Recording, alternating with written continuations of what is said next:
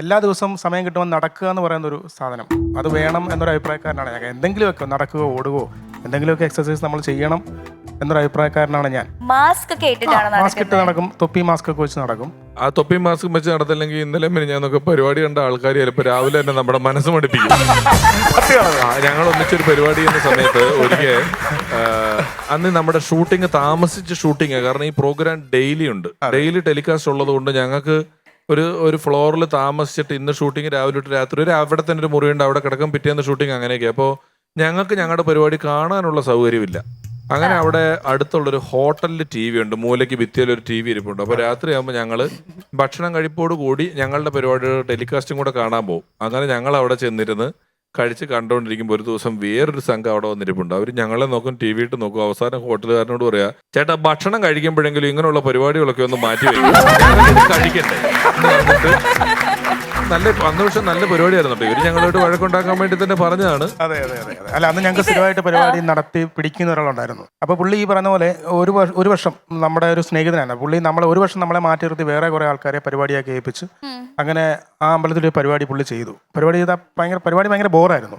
അതിനുശേഷം ഇയാൾ ഈ അടുത്ത വർഷം ഇതേ സ്ഥലത്തേക്ക് തന്നെ ഈ പോസ്റ്റർ അയച്ചു കൊടുത്തു, ഷോക്കാർഡ് വീണ്ടും. അപ്പോൾ പുള്ളി പറഞ്ഞു, നിങ്ങളുടെ കഴിഞ്ഞ വർഷം പരിപാടി നടത്തിയ പരിപാടി മൊത്തം ബോറിലായിരുന്നു, പിന്നെ എന്തിനാണ് ഈ ഷോക്കാർഡ് ഇങ്ങോട്ട് അയച്ചു തന്നെ? അപ്പോൾ പുള്ളി പറഞ്ഞു, അല്ല കഴിഞ്ഞ വർഷം ഞങ്ങൾ പരീക്ഷണം നടത്തിയതാണ്. അപ്പോൾ പുള്ളി ചോദിക്കുക, പരീക്ഷണം നടത്താനേ ഇത് ലാഭമല്ല, അമ്പലം അത്.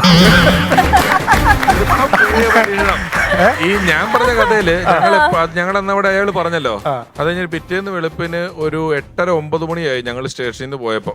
അതെ, പോലീസ് പിടിച്ച് ഞങ്ങളെല്ലാം.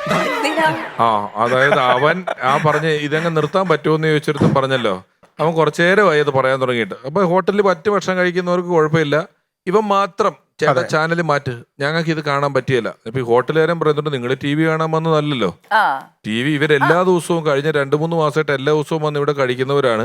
പിന്നെ ആ പരിപാടി ഇവിടെ ബാക്കിയുള്ളവർക്കെല്ലാം കാണണം, നിങ്ങൾക്ക് വേണ്ടി ചാനൽ മാറ്റാവോന്ന് ചോദിച്ചു.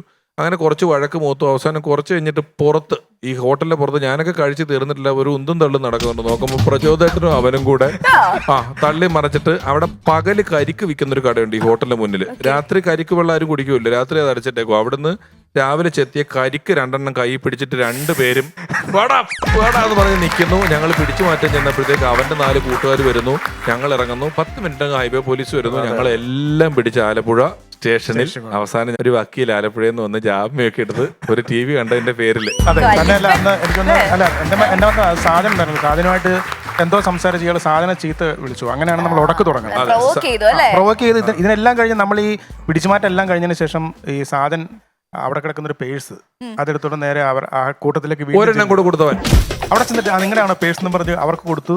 അവർ 4 പേര് സാധനം പിടിച്ച് ഇടിയോടിയാണ്. അതായത് ഇടിയുടെ ഇടയിൽ, അതെ, അത് ശത്രു ടീമിൽ ഒരുത്തന്റെ പേഴ്സാ താഴെ വീണേ. സാജൻ ചേട്ടൻ അതിനിടയിൽ ഒരു തോക്ക് കളഞ്ഞ് കിട്ടിയിട്ടുണ്ടെന്ന് വണ്ടർമോട്ടായി പറയുന്ന പോലെ വീണ് കിട്ടിയ പേഴ്സ് തുറന്നു കിട്ടുന്ന ഞങ്ങളുടെ അറിയാൻ പേഴ്സ്. എടാ പക്ഷേ നിന്റെയാണോ പ്രജോന്റെയാണോ?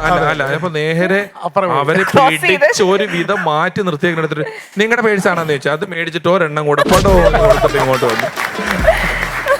സ്റ്റേഷനിലായി അല്ലേ?